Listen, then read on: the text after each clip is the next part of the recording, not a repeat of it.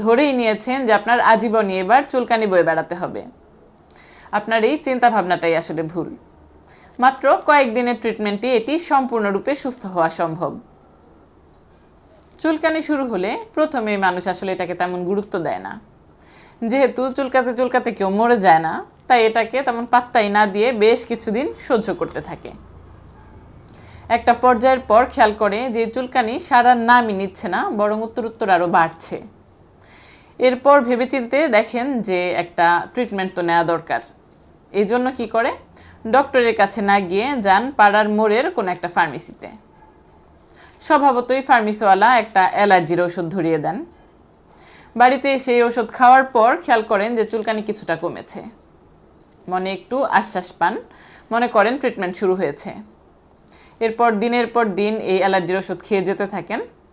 একটা পর্যায়ের পর আবিষ্কার করেন যে আরে ওষুধ যেদিন খাচ্ছি সেদিন তো ভালো থাকছি, কিন্তু ওষুধ বন্ধ করার সাথে সাথেই যে আবার চুলকানি বেড়ে যাচ্ছে।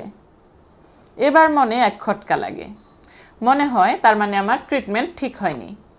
আবার যান সেই ফার্মেসিওয়ালার কাছে। সব শুনে বুঝে ফার্মেসিওয়ালা ধরিয়ে দেন এবার এক স্টেরয়েড মলম। এটা দেওয়ার পর আর এক মজার ঘটনা ঘটে। আগেও আমি বেশ কয়েকটি ভিডিওতে বলেছি, স্টেরয়েডের কাজ মোটেই অসুখ সারানো নয়, বরং আপনার অসুখকে মাস্ক পরিয়ে আপনাকে আর বুঝতে দেয় না যে আপনার এই অসুখ আছে। কিছুদিন এই স্টেরয়েড ব্যবহার করার ফলে দেখা যায় আপনি হয়তো অসুখটা থেকে কিছুটা আরাম পাচ্ছিলেন, কিন্তু আপনার অসুখের জায়গায় থাকায় আপনি আবার ভুক্তভোগী। এরপর হয়তো কেউ একজন এসে আপনাকে বলেছে যে আপনার হয়তো রক্তে অ্যালার্জি মিশে গিয়েছে, বা কেউ বলে থাকতে পারে যে আপনার করোনার ভ্যাকসিন দেওয়ার পর থেকেই হয়তো এমন চুলকানি শুরু হয়েছে, এটা করোনা ভ্যাকসিনের একটা সাইড ইফেক্ট। এই কথা শোনার পর হয়তো আপনি আশাই ছেড়ে দিয়েছেন যে আপনি আর কোনোদিন সুস্থ জীবনযাপন করতে পারবেন। ধরেই নিয়েছেন যে আপনার আজীবনই এবার চুলকানি বয়ে বেড়াতে হবে। আপনার এই চিন্তা ভাবনাটাই আসলে ভুল।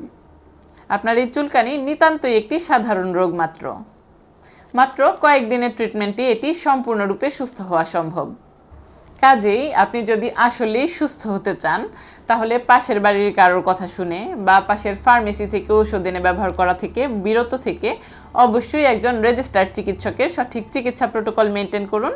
দ্রুতই সুস্থ হয়ে যান। ধন্যবাদ।